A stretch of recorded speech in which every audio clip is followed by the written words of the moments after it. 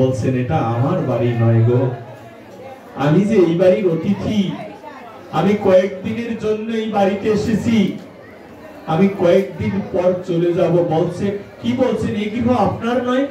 আপনি না জগন্নাথ মিশ্র? বলছে আমি জগন্নাথ মিশ্র, নাম আমার বাবা মা ঠিকই দিয়েছে, কিন্তু এই গৃহের মালিক আমি নই। কোন শিক্ষা দিচ্ছেন আমাদেরকে? বলছেন এই গৃহের মালিক আমি নই। গৃহের মালিক হচ্ছে অনন্ত কোটি বিশ্ব ব্রহ্মাণ্ডের মালিক। আমি কতটুকু মালিক? যখন প্রাণ পাখিটা বেরিয়ে যাবে তখনই আমিটা তো লাশে পরিণত হবে। এই লাশটাকে শ্মশানে নেওয়ার লোক নাও থাকতে পারে, আর ওই পরানো পাখিটা বেরিয়ে যখন ভব নদীর পার ঘাটায় গিয়ে দাঁড়াবে তখন আমাকে কে উদ্ধার করবে? তাই আমাদের গ্রন্থ জানতে হবে। তাই মহাপ্রভু চৈতন্য ভাগবতে আলোচনা করেছেন, যদি একদিন তোরা সাধু সঙ্গ করিস, যদি একদিন তোরা বৈষ্ণব সঙ্গে যাস, ওই কিঞ্চিত পরিমাণ বৈষ্ণব সঙ্গে যদি উপস্থিত থেকে ক্ষণকাল কেউ অপেক্ষা করে ভক্ত দর্শনের জন্যে, আমি চৈতন্য মহাপ্রভু কথা দিয়ে গেলাম, ওই ভবনদী পার ঘাটায় গিয়ে যেদিন থেকে যাবি, সেই দিন আমার নিজের মাথায় আমি আমার নামাবলী বেঁধে হাতে একটা বৈঠা নিয়ে নৌকা নিয়ে পার ঘাটাতে দাঁড়িয়ে থাকবো তোদের পার করার জন্য। জয় মহাপ্রভু কি, মহাপ্রভু কি, জয় মহাপ্রভু কি। কত বড় চ্যালেঞ্জ দিয়েছেন তিনি। জগন্নাথ মিশ্র বলছেন, আপনারা রাষ্ট্রের কোষাধ্যক্ষ থেকে এসেছেন, আমাকে চাকরি দিবেন? আমি যেই ডিপার্টমেন্টে চাকরি চাই সেই ডিপার্টমেন্টেই চাকরি দিবেন? বলেছে হ্যাঁ, সেই ডিপার্টমেন্টে চাকরি দিব। বলেন আপনি কোন ডিপার্টমেন্টে চাকরি চান? ধূপধুনাটা পূজা দিয়ে পূজাটা শেষ করে বারান্দায় আসলেন। বারান্দায় এসে বলে সত্যি কথা বলছেন, আমাকে সেই ডিপার্টমেন্টে চাকরি দিবেন? বলছে হ্যাঁ, সেই ডিপার্টমেন্টে চাকরি দিব।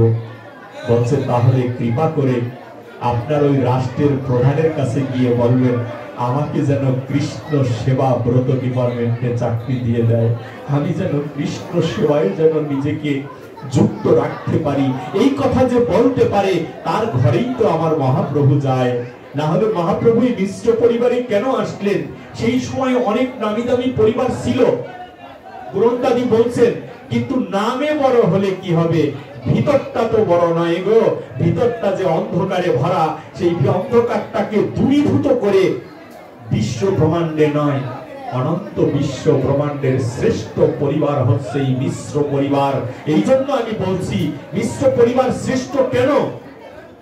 কারণ মিশ্র পরিবারের যারা এসেছেন এই পর্যন্ত, এই মায়ের জন্ম হয়েছে অন্য একটা পরিবারে, কিন্তু মা কত সুকৃতিবান। চিন্তা করুন যে সে মিশ্র পরিবারেরই দাসত্ব করছেন।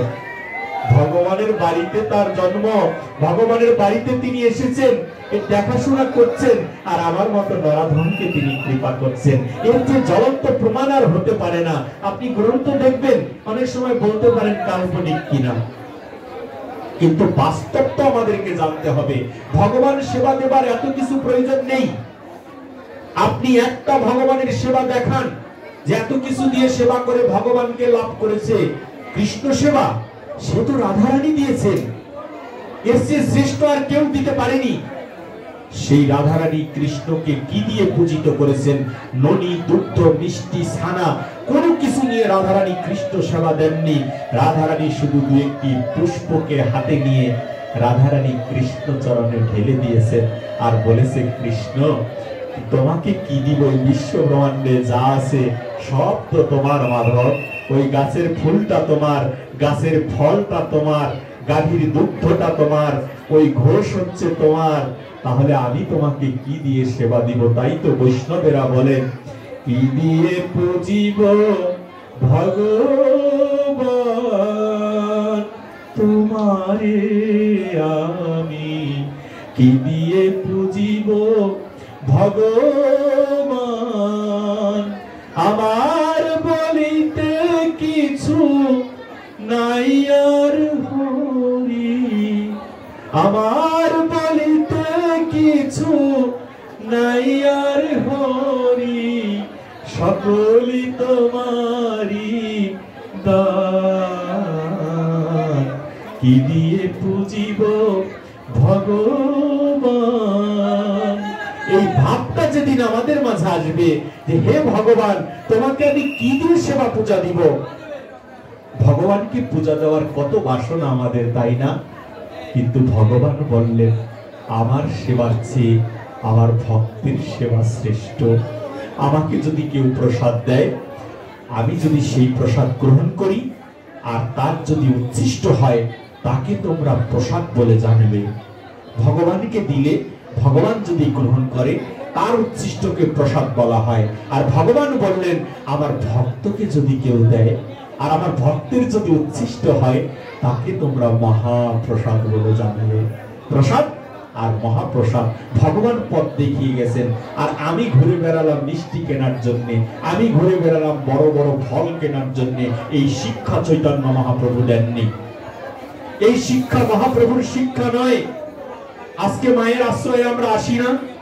মায়ের আশ্রয়ে এসে যদি কোনো ভক্ত বলে মা গো আমাকে একটা রিসিপ্ট বই দিয়েছিলেন বা আমাকে নির্দেশ দিয়েছিলেন কিছু প্রণামী সংগ্রহ করার জন্য, কিন্তু সংসারের বাজে কাজের জন্য আমি যে মা ভিক্ষা করতে পারিনি, তথাপিও তোমার কাছে এসেছি, মা কি আপনাকে প্রসাদ না দিয়ে বের করে দিবে?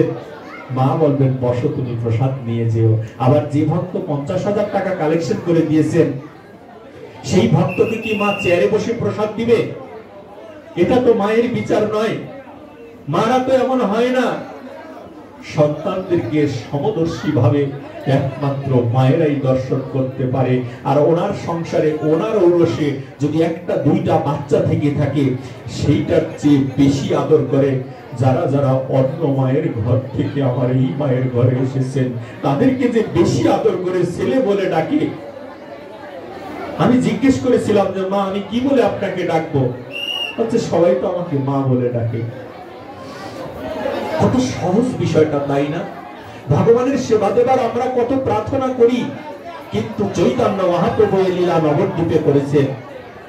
ভগবান জানতেন এরকম হবে, সেই জন্য মহাপ্রভু লীলা করেছেন নবদ্বীপের মাটিতে।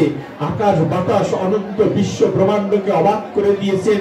চৈতন্য মহাপ্রভু সন্ন্যাস নিয়ে দ্বিতীয়বারের জন্য নবদ্বীপে এসেছিলেন। নবদ্বীপে এসে কয়েকটি কাজ সম্পাদন করেছেন তিনি। এক নম্বর কাজ ছিল তার মায়ের সেবা গ্রহণ করা। সচী মাতার সাথে দর্শন দেওয়া, যেই দর্শনে সচী মাতার মুখ ঢাকা ছিল, কারণ সচী মাতা যদি দেখতে পায় মায়া লেগে যাবে। মায়ের মুখে যে বড় মায়া, এই জন্য সচী মাতা মুখ ঢেকেছিলেন। জগৎবাসীকে জানানো হয়েছে চৈতন্য মহাপ্রভু নবদ্বীপে আসবে, কিন্তু একজনকে জানানো হয়নি, তার নাম হচ্ছে জনম দুঃখী মা। এই সচী মাতাকে জানানো হলো না যে নিমাই আসবে, কারণ নিমাই তো সন্ন্যাস নিয়েছে। সন্ন্যাসী যদি দেখা হয় মায়ের সাথে, তাহলে মায়া ধরে যাবে, তার শাস্ত্র লঙ্ঘন হয়ে যাবে। সেই জন্য মাকে বলা হয়নি। কিন্তু মায়ের মন তো, মা প্রাতকালে ঘুম থেকে উঠে সচী মাতা বিভিন্ন নৈবেদ্য রান্না করা শুরু করে দিলেন, যেগুলো আমার মহাপ্রভু পছন্দ করতেন। তার মধ্যে অন্যতম একটি খাবারের কথা আমি বলি, যেটা ছিল কলার মোচা বলা হয়। এই শ্রীধরের কলার মোচা, এই কলার মোচা আমার মহাপ্রভুর বড় পছন্দ ছিল। এই কথা আমি শাস্ত্রে দেখেছি। কিন্তু মহাপ্রভুর শেষ বংশধর রাধা বিনোদ মিশ্র মহারাজকে দেখে আমি বুঝতে পেরেছিলাম এর প্রমাণ। আমাকে বলেছিলেন নারায়ণগঞ্জে গিয়ে, জানো আমি কলার মোচা খুব পছন্দ করি। আর আমি বলেছিলাম বাবা তুমি যে ওই বংশের গো, সেই জন্য তোমার এই খাবারটা বংশ পরম্পরায় তোমার ভালো লাগে। আপনারা শিষ্য যারা আছেন তারা সবাই জানেন এই কথা।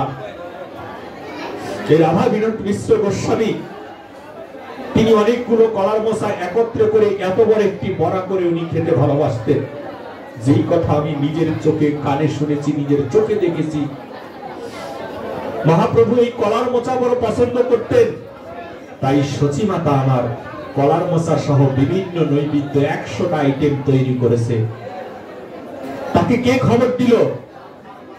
নবদ্বীপবাসী কেউ বলল না, গোপন করে দিল। কিন্তু তারপরেও মা জেনে গেছে, আর কেউ না জানলেও মায়ের কাছে যে নেটওয়ার্ক রয়েছে, সেই মায়েটা যে বৃদ্ধাশ্রমে রয়েছে, তাই তো আমাদের এই গৌর কৃপা লাভ হয় না। মায়ের চরণে হাত দিয়ে কখনো বলি না মা গো তুমি আমার জন্য কত কিছু করেছো, আমি তোমার জন্য কিচ্ছু করতে পারলাম না। যদি মায়েরা মরে যায়, মায়েরা যদি দেহ রেখে যায়, তারপরেও সন্তানের কর্তব্য রয়েছে। সেই কর্তব্য হচ্ছে প্রত্যেকটা বাৎসরিক কাজে অন্তত পক্ষে একটা সাধুগুরু বৈষ্ণবের সঙ্গ করা, একটা সঙ্গ করে বৈষ্ণবের সেবা দিয়ে মায়ের আত্মা শান্তি লাভ করতে পারে। সচী মাতা আমার নৈবেদ্য রান্না করছে, নৈবেদ্যর ঘ্রাণে নবদ্বীপবাসী সরে এসেছে। বলেছে, তুমি রান্না করছো কেন এত আইটেম? বলেছে, কেন রে, তোরা জানিস না আমার মন বলছে আমার নিমাই আসবে। কত অপেক্ষা ভগবানের জন্য। বলছে, আমার মন বলছে আমার নিমাই আসবে। নবদ্বীপবাসী বলছে, না, নিমাই আসবে না, এটা মিথ্যা কথা। নিমাই সন্ন্যাস নিয়েছে। বলেছে, তোরা বেরিয়ে যা, আমার নিমাই আসবে বলে, এই প্রসাদ পাবে বলে আমি নিমাইয়ের জন্য রান্না করছি, আর নিমাই আসবে না, এটা কি হতে পারে? একটু আগে মা বলেছিলেন, ভগবান বলেছে এই গৃহে দুপুরে প্রসাদ দিবে। আজও আমরা বিশ্বাস করি এই গৃহে প্রতিদিন নিমাই এসে প্রসাদ গ্রহণ করে। তাই সচী মাতা আবার নৈবেদ্য রান্না করে গধূলি লগ্নে নদীটা পাড়ি দিয়ে নদীর ওপারে চলে যায়। বড় একটা ঘুমটা দিয়ে গিয়ে দেখে নিতাই আর গৌর দুটি আসনে বসে আছে। প্রণাম করে 100টা আইটেম সম্মুখে দেওয়া হলো। নিমাই বললেন, মা গো, আমি তো এত কিছু খাই না, আমি সন্ন্যাসী মানুষ, মাত্র একবেলা অল্প একটু আহার করি, তা আমার জন্য এত কিছু রেঁধেছে কেন? সন্ন্যাসীরা তো এত কিছু খায় না মা। সবাই ভাবছেন নিমাই তো সবাইকে মা বলে, তাই ওনাকেও সচী মাতাকেও মনে হয় অমনি করেই বলছে। ভাবছে সতী মাতা যদি বুঝতে পারবে না, বলেছে সচী মাতা বুঝি বুঝতে পারবে না, তাই অগোচরে বলছে, মা এত কিছু আমি খাই না, আমার জন্য এত কিছু কেন তৈরি করেছো? সন্ন্যাসী হলে এত কিছু খেতে নেই, তুমি দেখছো না? পরের মাকে মা বলছি, পরের গৃহে গিয়ে যেখানে না ডাকে, যেখানে অপমান করে, সেই অপমানিত জায়গায় গিয়েও বলি, ওরে ভাই আমাকে অপমান কর, আমাকে বকা দে, তাতে কোনো দুঃখ নেই, তথাপিও তুই বাহু তুলে বদনে একবার হরি বলে ডাক, তাই সেই জন্য তোর কাছে আমি আসি। এটা মহাপ্রভুর শিক্ষা। মহাপ্রভু কোনো প্রতিষ্ঠান নয়, মহাপ্রভু কোনো লাইব্রেরি নয়, মহাপ্রভু চলমান একটা গবেষণাগার। যেই গবেষণাগারে যারা আশ্রয় নিয়েছে তাদের জীবন কখনো বিপন্ন হতে পারে না। হয়তো এই জড়জাগতিক ভাবে প্রতিষ্ঠিত না হতে পারে, যাকে প্রতিষ্ঠিত বলি, টাকা, বাড়ি, গাড়ি, ব্যাংক ব্যালেন্স, এইগুলো চিন্তা করি, এই প্রতিষ্ঠা তিনি লাভ করতে না পারে। কিন্তু আমি বিশ্বাস করি, যেজন মহাপ্রভুর আশ্রয়ে গিয়েছেন, যেজন মিশ্র পরিবারে আশ্রয় নিয়েছেন, তার মৃত্যু সময় হরি বলে 2 ফোঁটা নয়নে জল আসবেই, আর আমার হরি ভব নদী পার ঘাটাতে গিয়ে দাঁড়িয়ে থাকবে। এটা আমার বিশ্বাস, আমি শাস্ত্র গ্রন্থ থেকেই বলছি। সচী মাতা যখন খাবারটা সম্মুখে দিলেন, বলেছে এত কিছু খাই না আমি। সচী মাতার মুখটা আবরণ দেওয়া ছিল কাপড় দিয়ে, এত বড় করে সেই রাধারানীর মতো করে ঘুমটা দিয়ে আমাকে যেন না দেখে, ছেলের সন্ন্যাস নষ্ট হবে। মা নৈবেদ্য সামনে দিয়ে বলছেন, নাও সাধু, প্রসাদটা খেয়ে নাও। ভগবানকে বলছেন, প্রসাদটা খেয়ে নাও, কত সহজ ভগবান। আর ভগবান বলছে, খাওয়া যাবে না, এত কিছু খাই না আমি। সচী মাতা বললেন, যে জন কৃষ্ণ ভজে সে বড় চতুর। এই চতুর মা আমার মা বলে উঠলেন, এই প্রথম শুনলাম ভক্তের হাতে ভগবান খাবার গ্রহণ করে না। তুমি যদি ভগবানই হবে, আমাকে কি ভক্ত করে নিতে পারো না? আমি জানি আমি তোমার ভক্ত হবার যোগ্য নই। সচী মাতা মহাপ্রভুকে বলছেন, আমি তোমার ভক্ত হবার যোগ্য নেই, তথাপিও তোমাকে লালন পালন করেছিলাম কিঞ্চিত দিনের জন্য হলেও, আমার ভাগ্যে নেই বলে তুমি সন্ন্যাস নিয়ে চলে গেলে। নিমাই, কৃপা করে কি আমাকে ভক্ত বলে ভক্ত চরণে কি একটু আশ্রয় দেওয়া যায় না? মহাপ্রভু বললেন, তুমি কাকে কি বলছো? আমি তো সামান্য একটা সন্ন্যাসী, আমাকে মা এ কথা তুমি কেন বলছো? মা, এখানে যারা আছে সবাই আমার মা। আমি সেইটা নিয়ে তোমাকে মা বলেছি। পাশে বসা নিত্যানন্দ প্রভু সহ্য করতে পারলেন না। নিতাই আমার মহাপ্রভুকে হাত ধরে বললেন, তুমি না কৃপার ঠাকুর, তুমি না প্রেম অবতার, প্রেম অবতারী হয়ে না পৃথিবীতে এসেছো প্রেম দান করার জন্য? তুমি না সেই বৃন্দাবনের শ্রীমতী রাধারানীর ভাব নিয়ে এসেছো? তুমি এত কঠিন কেন প্রভু? মাকে একটু কৃপা করো না। তখন বলেছিল, মা নিবেদন করে দাও, নিবেদন না করলে এই প্রসাদ আমি গ্রহণ করব না। মা যখন নয়ন জলে ভেসে ভেসে নিবেদন করে দিলেন, নিবেদন করার সাথে সাথে চোখ খুলে তাকিয়ে দেখে এক পাশে পরমেশ্বর ভগবান শ্রীকৃষ্ণ বসা, আর আরেক পাশে দাদা বলরাম বসে আছে প্রসাদ খাওয়ার জন্য। তথাপিও যাতে করে সন্ন্যাস নষ্ট না হয়, তথাপিও সেই গৌরাঙ্গ মহাপ্রভুর মাকে দর্শন দিলেন না। তিনি দেখলেন অনন্ত কোটি বিশ্ব ব্রহ্মাণ্ডের মালিক ভগবান বসে আছে। মা আমার প্রসাদ সম্মুখে দিয়ে ধুলায় গড়াগড়ি দিয়ে বলছে, ভগবানকে লালন পালন করার মতো এত বড় সুকৃতি লাভ করেও আজকে ভক্ত চরণে আশ্রয় পাব না। তখন বললেন, এই সচী মাতার যে দান, এই দান বিশ্ব ব্রহ্মাণ্ডের সকলের জন্য উৎসর্গ করা হলো। যে আমার উদ্দেশ্যে, নিমাইয়ের উদ্দেশ্যে কেউ যদি ভোগ নিবেদন করে, আর সেই ভোগ নিবেদন করে নয়ন জলে ভেসে ভেসে যদি বলে একবার কৃপা করে গ্রহণ করো, তাহলে ওই চণ্ডালের ঘরে গিয়েও আমি গৌরাঙ্গ মহাপ্রভু সেই প্রসাদ গ্রহণ করে আসবো।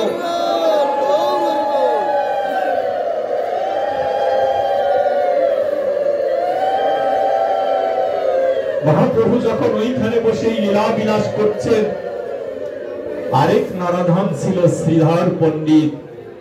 এই শ্রীধর পণ্ডিত বড় দরিদ্র গো, একটি টাকা নেই, পয়সা নেই, বাজারে কলার মোচা বিক্রি করে শ্রীধর। যেই শ্রীধরের কলার মোচা নিমাই প্রতিদিন কিনতে যাইতেন আর দামাদামি করতেন, বলতেন 2 পয়সা দিতে হবে, আর নিমাই বলতেন 1 পয়সা দিব।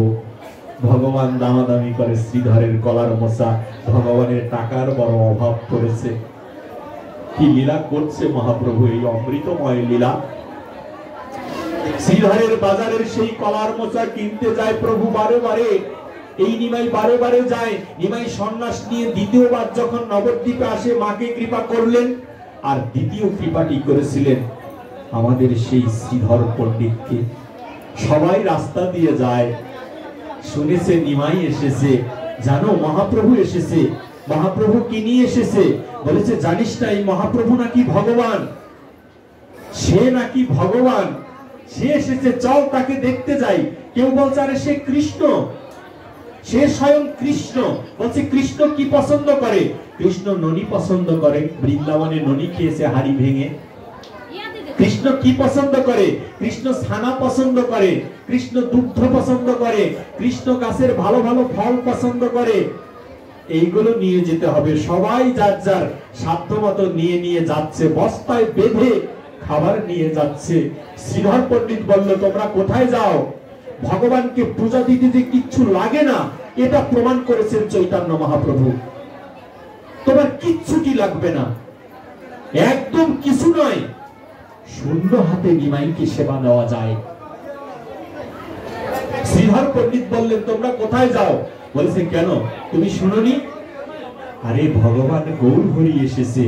বলেছে, কোথায়? বলছে, ওই গ্রামে এসেছে, আমরা যাবো ওইখানে, চলো ভগবানকে দেখে আসি। বলো হাতে কি? বলেছে, বলবে না। আর সারা রাত্রি 100 কেজি দুধ দিয়ে ননি, ছানা, দুগ্ধ সব বানিয়েছি, সে তো কৃষ্ণ স্বয়ং, তাই তাকে এইগুলো দেওয়ার জন্য যাচ্ছি। শ্রীধর পণ্ডিত মলিন মুখে চলে আসলেন। মলিন মুখে এসে শ্রীধর পণ্ডিত বললেন যে, আমি কি নিয়ে যাব? ঘরে চলে আসছেন। ঘরে এসে তিনি ঘরের মধ্যে গিয়ে আগে সর্বপ্রথম জয় জয় নিতাই গৌর সীতানাথ পতি প্রেমানন্দে হরি হরি বল হরি বল।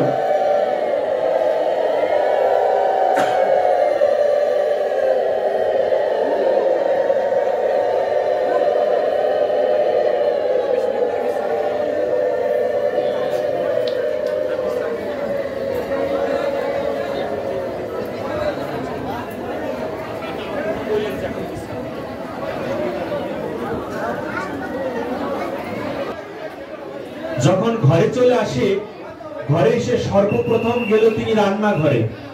আর রান্নাঘরে গিয়ে যেখানে চাল রাখা হয় হাড়িতে, কত দরিদ্র দেখেন শ্রীধর। সেই শ্রীধরও মহাপ্রভুর কৃপা পেয়েছেন। কি করে পেতে হয় সেইটা আমাদেরকে শেখার জায়গা হচ্ছে এই জায়গা।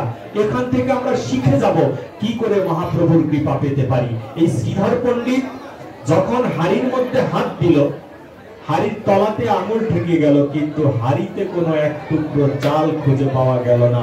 একটু চাল, অন্য কিচ্ছু নেই। ভেবেছিল যদি এক মুষ্টি চাল থাকে সেইটুকু নিয়ে মানুষের প্রসাদের সাথে মিশিয়ে দিব, যদি আমার সেবা একটু কাজে লেগে যায়। কত দরিদ্র এই শ্রীধর। সেই শ্রীধর যখন চাল পেল না, চাল না পেয়ে ছুটে গেল যেই হাড়ির মধ্যে টাকা রাখে। আগে তো সিকের পাতিলের মধ্যে টাকা রাখা হতো, সেখানে গিয়ে দেখে একটা করি অবশিষ্ট নেই। এই ঘরে যায়, সেই ঘরে যায়, ওই ঘরে ঘুরে, সেই ঘরে ঘুরে, আর নয়ন জলে ভেসে ভেসে বলে, নিমাই তোমার সেবা বুঝি আমার ভাগ্যে হবে না। সবাই তোমার সেবা দিল নিমাই, আমি শ্রীধর তোমার সেবা দিতে পারলাম না। বাজারে প্রতিদিন এসে আমার দোকানে দামাদামি করেছো, কিন্তু আমি বুঝতে পারিনি যে তুমি প্রদীপ পাবন হরি হয়ে এসেছো। তাহলে তো সব তোমার চরণে দান করে দিতাম। শ্রীধরের সহধর্মিনী ছুটে আসে, তুমি এ ঘর থেকে ও ঘরে যাচ্ছ কেন? বলছে জানো মহাপ্রভু এসেছে। বলছে কোথায়? বলছে মহাপ্রভু পাশের গ্রামে এসেছে। মহাপ্রভুকে দেখতে সবাই কত কিছু নিয়ে যায়, আমি কি নিয়ে যাব বলো? সহধর্মিনী কেন? স্ত্রীকে বলি আমরা, সহধর্মিনী ধর্মের কাজে সহযোগিতা করবে। আমি যদি ভুল পথে চলে যাই তাহলে সে আমাকে টেনে থামাবে, আর আমার স্ত্রী যদি ভুল পথে চলে যায় আমি তাকে টেনে থামাবো। সেই জন্যই তো তাকে সহধর্মিনী বলা হয়। এই সহধর্মিনী শ্রীধরের সহধর্মিনী